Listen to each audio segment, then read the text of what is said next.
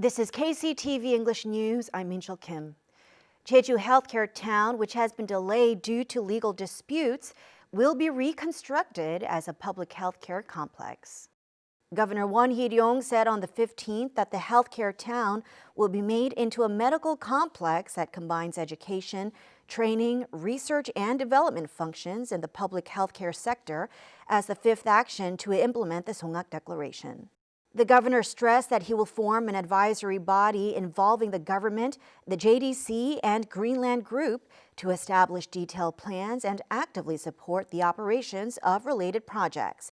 The province is also considering various ways to utilize the Greenland Hospital, which is currently in litigation, including the purchase of the hospital, and will consult with local residents to come up with win-win measures. The collection of samples of blood of the families related to missing persons of the April 3rd incident has been completed.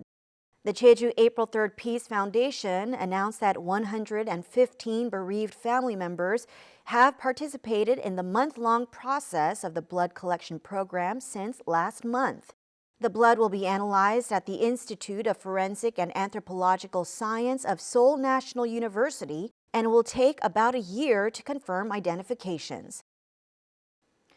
Subsidies will be provided for the first time this year for damages in the seafood sector under the Free Trade Agreement.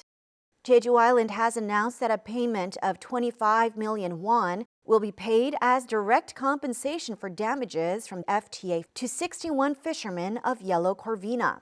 This subsidy comes after the designation of 5 types of seafood eligible for compensation, which also includes sea squirt and shrimp.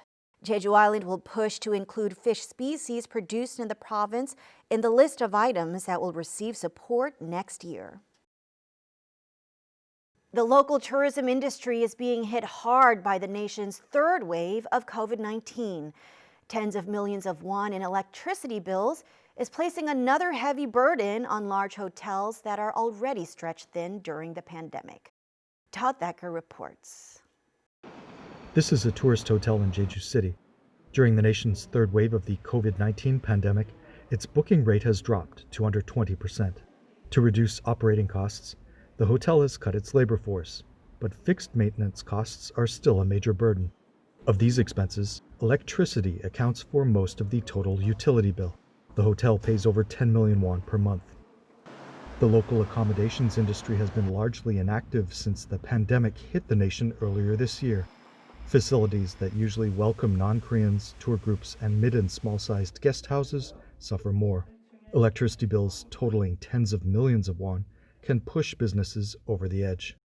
The electricity rate is 130 won per kilowatt hour for hotels because it is classed as general use. That's 22% higher than power for the manufacturing industry. The province and the local tourism industry have asked Seoul to reclassify electricity consumed by hotels and guest houses as industrial use since early this year. However, their request was denied on the grounds that such a move would prove unfair to other industries. There is a precedent for such a reclassification, though.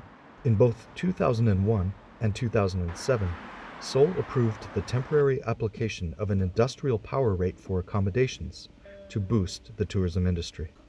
Todd Thacker, KCTV. Thank you for joining us today at KCTV English News.